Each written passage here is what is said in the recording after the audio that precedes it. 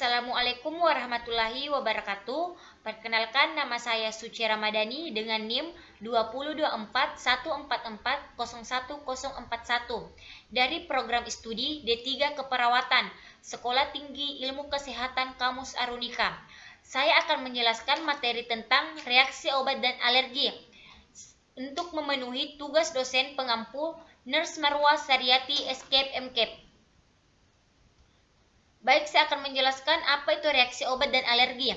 Menurut Organisasi Kesehatan Dunia atau WHO, reaksi obat yang merugikan ROM atau Adverse Drug Reaction atau ADR adalah respon berbahaya dan tidak diinginkan terhadap suatu obat pada dosis normal.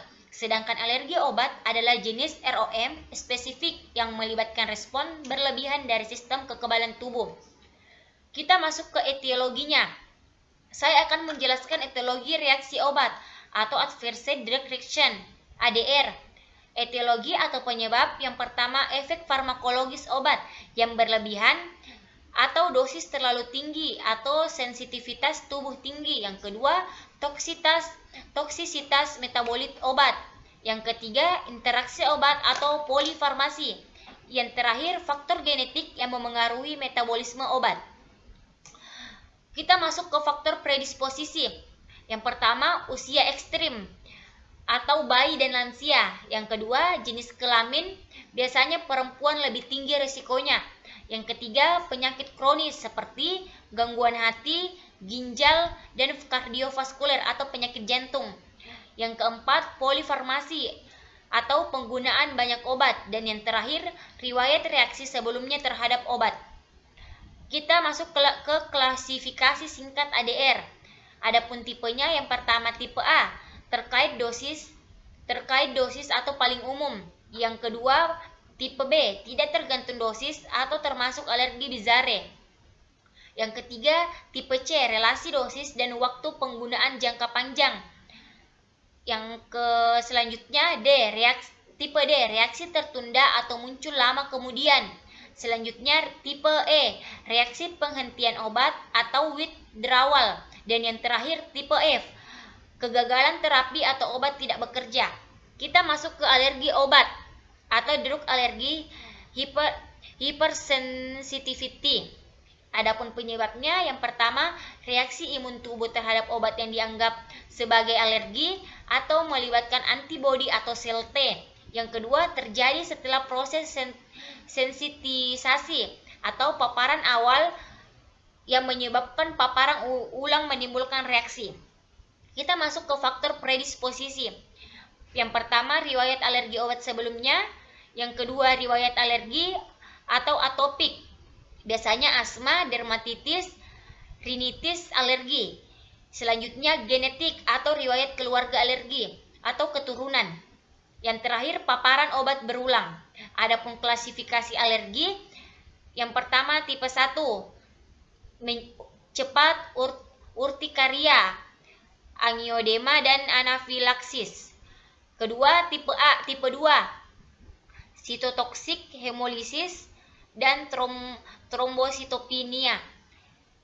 Selanjutnya tipe 3, kompleks imun vaskulitis, serum sickness, dan terakhir demam obat. Selanjutnya tipe 4, sel T, menyebabkan lambat ruam makulopapular dan dermatitis. Kita masuk ke patofisiologi. Pertama, patofisiologi reaksi obat atau ADR. Yang pertama, efek farmakologis berlebihan yang menyebabkan gangguan metabolisme atau ekskresi yang menyebabkan interaksi obat sehingga terjadi reaksi idiosinkratik. Kedua, kita masuk ke patofisiologi alergi obat. Yang pertama, paparan pertama yang menyebabkan obat dianggap sebagai antigen atau hapten, menyebabkan tubuh membentuk antibodi atau mengaktifkan sel T, sehingga menyebabkan terjadi sensitasi, menyebabkan paparan ulang, menyebabkan antigen dikenali, menyebabkan sistem imun aktif kembali, yang menyebabkan pelepasan mediator inflamasi sehingga terjadi timbul gejala alergi. Kita masuk di manifestasi klinis.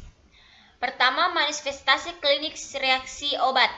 Gejala khas atau subjektifnya, yang pertama mual atau muntah, yang kedua pusing atau sakit kepala, yang ketiga nyeri perut, yang keempat kelemahan atau kelelahan, dan yang terakhir gangguan tidur atau susah tidur. Yang kedua, tanda objektifnya dapat dilihat dari tekanan darah menurun atau meningkat, denyut nadi tidak stabil, ruam kulit kemerahan, peningkatan enzim hati, atau kreatinin atau biasa dilihat dengan pemeriksaan lab. Selanjutnya tremor atau gangguan koordinasi, dan yang terakhir edema atau pembengkakan. Kita masuk di manifestasi klinis alergi obat. Adapun gejala khasnya, yang pertama gatal hebat, kedua bibir atau wajah terasa bengkak, ketiga sesak napas atau rasa tercekik, keempat sensasi napas atau kesemutan di kulit, dan yang terakhir nyeri perut dan mual bila reaksi berat. Adapun tanda objektifnya dapat dilihat dari urtikaria atau bintik merah meninggi, kedua angiodema atau bengkak pada wajah, bibir, kelopak mata, ketiga wheezing atau suara napas tambahan atau suara napas sembunyi, yang keempat bradikardi atau takikardi, perubahan nadi, yang kelima penurunan saturasi oksigen, dan yang terakhir shock anafilaksis, biasanya pucat, keringat dingin, dan tekanan darah turun. Dapat dilihat dari gambarnya. Yang kita lihat dari gambarnya yaitu terjadi bintik-bintik merah dan gatal-gatal. Pemeriksaan penunjang. Untuk reaksi obat dapat dicek organ yang rusak akibat obat seperti hati, ginjal, darah, dan jantung. Alergi obat dapat dicek imun, eosinofil, triptase, tambah tes kulit, tambah pemantauan napas. Masuk di penata laksanaan medis. Penata laksanaan dimulai dari farmakologi. Yang pertama, hentikan obat penyebab secara segera. Yang kedua, antihistamin untuk gatal, urtikaria, dan ruam. Yang ketiga, kortikosteroid untuk inflamasi, alergi sedang sampai berat. Yang keempat, bronkodilator untuk sesak atau bronkospasme. Yang kelima, epinefrin untuk anafilaksis. Yang keenam, cairan IF tambah vasopresor bila terjadi shock seperti tekanan darah turun. Dan yang terakhir, antidot bila ada untuk toksisitas obat tertentu. Kita masuk ke penata laksanaan non farmakologis. Yang pertama, hentikan paparan obat atau edukasi hindari obat pemicu. Yang kedua, posisi semi Fowler pada sesak napas. Yang ketiga, monitor tanda vital dan saturasi O2-nya. Yang keempat, pemeriksaan oksigen bila dyspnea atau anafilaksis. Yang kelima, kompres dingin pada ruam atau gatal ringan. Yang keenam, pencatatan alergi pada gelang identitas dan rekam medis pasien. Dan yang terakhir, edukasi pasien dan keluarga tanda bahaya alergi obat yang harus dihindari, kapan harus segera ke IGD. Kita masuk ke kasus. Adapun kasusnya, seorang perempuan 22 tahun datang ke IGD dengan gatal-gatal hebat, ruam merah, bengkak pada bibir, dan sesak napas ringan. Pasien mengatakan minum amoxicillin 500 mg setelah pencabutan gigi. 30 menit kemudian muncul ruam, gatal, bengkak bibir, dan sesak. Adapun pemeriksaan fisik ditemukan tekanan darah 85/50 mmHg, 55 mmHg, nadi 112 kali per menit, pernapasan 26 kali per menit, SpO2-nya 92%, dan urtikaria generalisata, angiodema, tambah bibir wheezing. Kita masuk ke pengkajian. Adapun data subjektifnya, pasien mengatakan minum amoxicillin 500 mg setelah pencabutan gigi. 30 menit kemudian muncul ruam gatal, bengkak bibir, dan sesak. Adapun data objektifnya ditemukan pasien nampak bibir bengkak, pasien nampak sesak napas ringan, tekanan darahnya 85/55 mmHg, nadinya 112 kali per menit, pernapasan 26 kali per menit, SpO2-nya atau saturasi oksigennya 92%, urtikaria generalisata, angiodema, dan bibir wheezing. Kita masuk diagnosa keperawatan.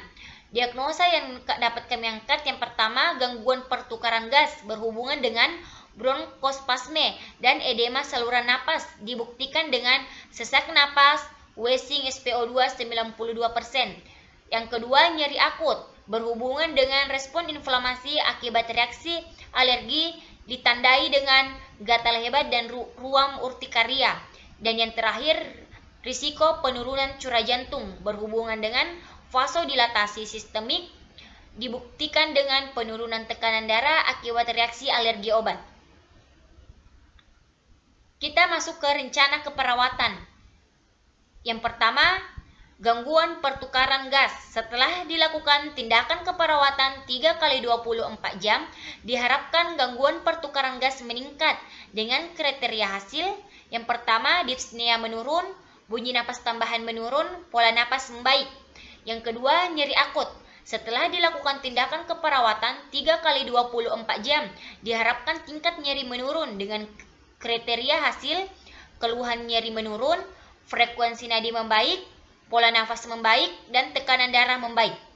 Yang terakhir, penurunan curah jantung. Setelah dilakukan tindakan keperawatan 3 kali 24 jam, diharapkan penurunan curah jantung meningkat dengan kriteria hasil, dyspnea menurun, tekanan darah membaik, takikardia menurun. Kita masuk ke intervensi keperawatan. Yang pertama, gangguan pertukaran gas. Observasi, monitor pola napas, okultasi bunyi napas. Kita masuk ke terapeutik, atur interval pemantauan respirasi sesuai kondisi pasien. Dan kita masuk ke edukasi, jelaskan tujuan dan prosedur pemantauan.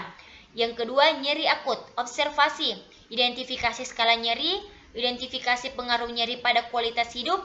Kita masuk ke terapeutik, berikan teknik non farmakologis untuk mengurangi rasa nyeri. Dan kita masuk ke edukasi, jelaskan penyebab periode dan pemicu nyeri, jelaskan strategi meredakan nyeri. Dan kita terakhir, kolaborasi pemberian analgetik jika perlu. Penurunan curah jantung, observasi, identifikasi tanda atau gejala primer penurunan curah jantung, monitor tekanan darah. Dan yang terakhir, edukasi, anjurkan beraktivitas sesuai fisik toleransi. Kita masuk ke implementasi. Yang pertama, gangguan pertukaran gas. Observasi, monitor pola napas, hasilnya pola napas telah dipantau tiap beberapa jam.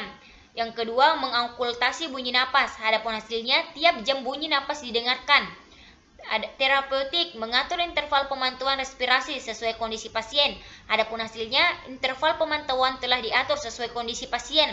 Edukasi, menjelaskan tujuan dan prosedur pemantauan, adapun hasilnya telah dijelaskan tujuan dan prosedur pemantauan, misalnya menilai fungsi dan pola pernapasan pasien. Kita masuk ke nyeri akut. Observasi, mengidentifikasi skala nyeri, ditemukan hasil skala nyeri 3. Mengidentifikasi pengaruh nyeri pada kualitas hidup, ditemukan hasil terjadi alergi obat. Terapeutik, memberikan teknik non farmakologis untuk mengurangi rasa nyeri, hasilnya telah diberikan relaksasi napas dalam. Edukasi, menjelaskan penyebab periode dan pemicu nyeri, adapun hasilnya telah dijelaskan penyebab nyeri adalah alergi obat sehingga mengakibatkan nyeri pada bagian tubuh. Menjelaskan strategi meredakan nyeri, adapun hasilnya telah dijelaskan yang dapat meredakan adalah obat analgetik. Yang terakhir, kolaborasi, mengkolaborasi pemberian analgetik jika perlu, hasilnya telah diberikan. Kita masuk ke penurunan curah jantung. Observasi, mengidentifikasi tanda atau gejala primer penurunan curah jantung, hasilnya yang mengakibatkan penurunan curah jantung adalah tekanan darah.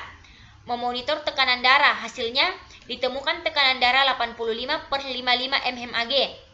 Edukasi, menganjurkan beraktivitas fisik sesuai toleransi, adapun hasilnya beraktivitas fisik sesuai toleransi telah pasien lakukan. Kita masuk ke evaluasi. Data subjektifnya, pasien mengatakan sudah tidak gatal-gatal lagi, bibir sudah tidak bengkak lagi, dan sudah tidak sesak. Pasien mengatakan tidak merasakan nyeri lagi. Data objektifnya, pasien nampak bibir tidak bengkak lagi, pasien nampak sudah tidak sesak napas ringan, Tekanan darahnya 120/80 mmHg, nadi 100 kali per menit, pernapasan 22 kali per menit, dan SpO2 atau saturasi oksigennya 99%. Sudah tidak ada urtikaria generalisata, angiodema sudah tidak kambuh lagi, dan bibir Wiesen sudah tidak ada. Analisisnya masalah teratasi. Intervensi dihentikan, atau kesimpulannya intervensi dihentikan. Kita masuk ke kesimpulan. Kesimpulannya adalah reaksi obat dan alergi merupakan keadaan ketika tubuh memberikan respon merugikan terhadap obat yang diberikan dalam dosis terapi. Pada alergi obat, respon ini terjadi akibat mekanisme imun, di mana obat dianggap sebagai antigen sehingga memicu pelepasan mediator inflamasi seperti histamin. Kondisi ini dapat menimbulkan manifestasi klinis mulai dari gatal dan ruam hingga edema saluran napas, sesak, tekanan darah menurun, dan berpotensi menyebabkan anafilaksis. Penata laksanaan harus dilakukan secara tepat dan cepat, dimulai dari menghentikan obat penyebab, pemberian obat farmakologis seperti antihistamin, kortikosteroid, bronkodilator, hingga epinefrin pada kasus anafilaksis, serta intervensi non-farmakologis berupa pemantauan tanda vital, pemberian oksigen, dan edukasi pencegahan. Adapun peran perawat, perawat berperan sangat penting dalam kasus reaksi obat dan alergi untuk mencegah rasa aman, nyaman, dan integritas kulit pasien. Perawat memastikan pasien aman melalui deteksi dini gejala, menghentikan obat penyebab, dan mencegah komplikasi.